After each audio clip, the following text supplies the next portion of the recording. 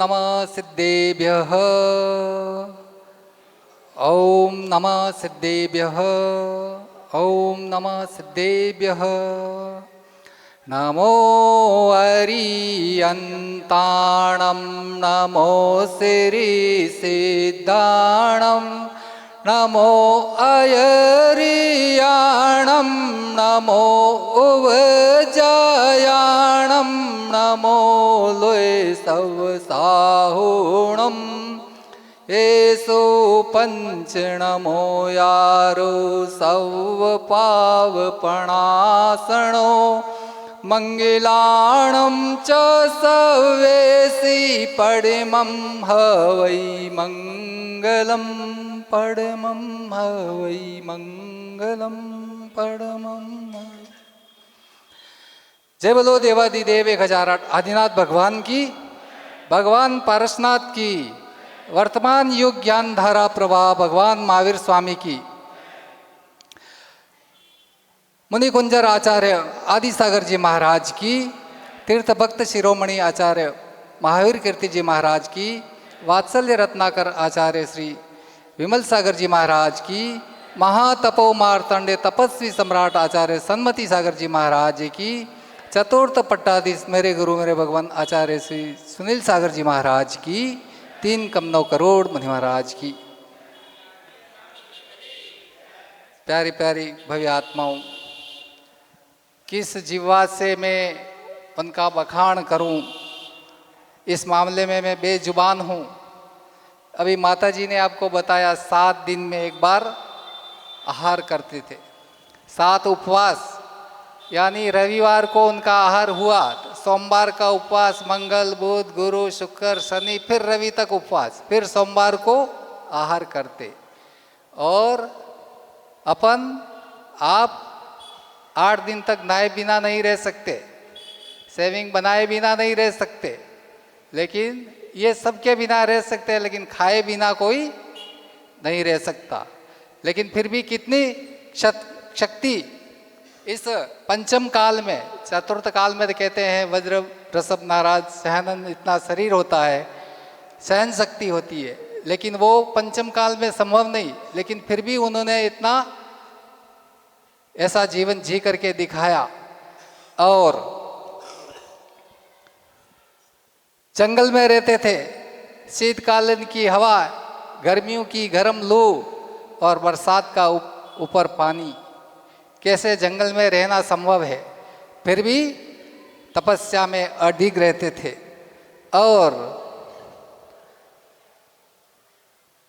आचार्य पद प्राप्त करके संघ को बढ़ाया और जी महाराज को पट्टाचार्य बनाया। और दिगंबर जैन समाज को आचार्य विमल सागर जी जैसे महान संत का निर्माण करके समाज को दिया। और उनके शिष्य तपस्वी सम्राट आचार्य सन्मति सागर जी महाराज दीक्षा के कम समय में ही महावीर कीर्ति जी लेकर के गए, इसको मैं अच्छा शिक्षा दे करके और परिपक्व करूँगा। विमल सागर जी ने आज्ञा दी, ले जाओ, ये सब आपके ही हैं, जो चाहिए जिसको चाहिए उसको ले जाओ। और सन्मति सागर जी महाराज ने तपस्या के नाम पर तहलका मचा दिया, जीवन में 10,000 उपवास कर लिए और उनके ही चरण में निखरे हुए आचार्य भगवंत सुनील सागर जी महाराज आज इतना संघ आपके सामने विराजा हुआ है। और इस परंपरा के कितने आचार्य विराग सागर जी महाराज के 350 संत और पुष्पदंत सागर जी महाराज के।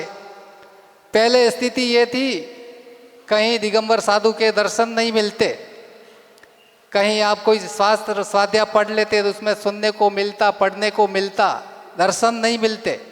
ऐतिहासिक बातें हो गई थी, आगम की बातें हो गई थी, लेकिन ये साक्षात आपको इतने इतने भगवंतों के दर्शन हो रहे हैं, वो सभी अकलिंकर आचार्य आदि सागर जी महाराज की देन है। वो इतना पुरुषार्थ नहीं करते, इतना तपस्रण नहीं करते, तो इतने संतों के दर्शन आपको देखने को नहीं मिलते। देखो मंच पे अभी 8-8 केस लॉन्च हो रहे हैं, घास की तरह बालों को उखाड़ करके फेंक रहे हैं। एक से बढ़कर एक संत मुझे छोड़ के, एक से बढ़कर एक हीरे हैं, चलते फिरते साक्षात भगवान। संत हमेशा अंत देखता है। क्या देखता है? अंत। मनुष्य का जीवन ही समाधि, मनुष्य का जीवन अंत है तो समाधि है। समाधि को संभालो। समाधि का अर्थ है स्वयं में समा जाना। जो स्वयं में समा जाता है, मरते मरते प्राण छोड़ते छोड़ते स्वयं में समा जाता है, वही समाधि है। और अंतिम मति सुधरी तो गति सुधरी, अंतिम मति बिगड़ी तो गति बिगड़ी। आज 90 साल के दादाजी होते हैं, कुछ घबराहट हो जाती है, हॉस्पिटल ले जाओ। क्या कर लोगे हॉस्पिटल ले जा करके? हॉस्पिटल के प्रभाव से 3 महीने, वैसे आयु कर्म का बंद होता है, वैसा ही होता है, ना आयु घटती है ना बढ़ती है, लेकिन फिर भी स्वास्थ्य में सुधार आ जाएगा। 3 महीने 6 महीने ज़्यादा निकल जाएंगे।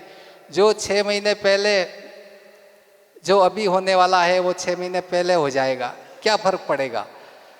हॉस्पिटल मत ले जाओ, उनको समाधि मरण सुनाओ, अरिंद भगवान की याद दिलाओ और स्वयं की आत्मा का श्रद्धान करवाओ, या आसपास में कोई साधु संत गुरु भगवंत है उनके पास में ले जाओ।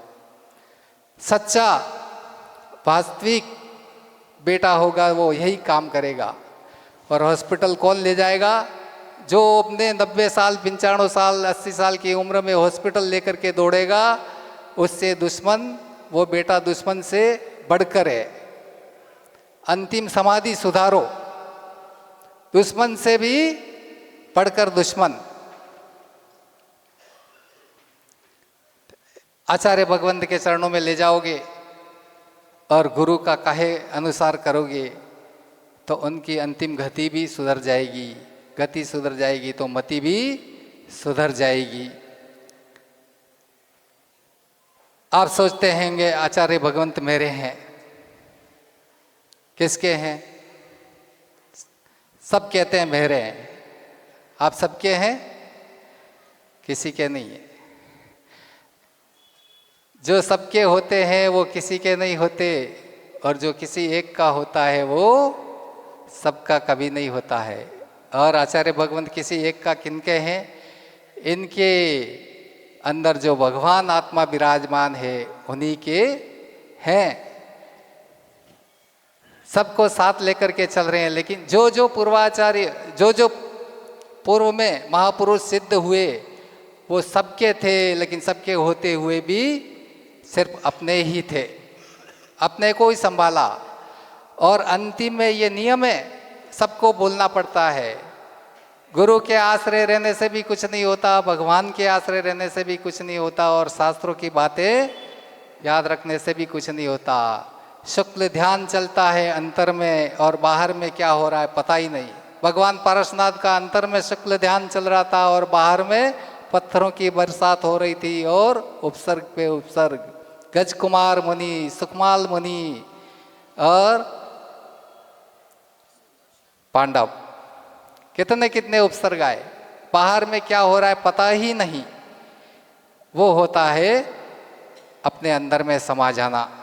ऐसे आदि सागर जी महाराज ने अंतिम समाधि मरण करते करते, अपना निज का ध्यान करते करते समाधि मरण किया। और सबका ही समाधि मरण ऐसा ही हो, संलेखना मरण हो, समाधि मरण हो, या भगवान का नाम लेते लेते, या तो निज में समाते समाते मरण हो, या जिन में समाते समाते मरण हो, तो कभी न कभी जिन गुण संपत्ति हो ही जाएगी। संसार की संपत्ति काम नहीं आती। जिनवर के गुणों को इकट्ठा करोगे वही आगे काम आने वाला है। आचार्य भगवंत का आदेश अनुसार समय पूरा हुआ। जय बोलो आचार्य आदि सागर जी महाराज की।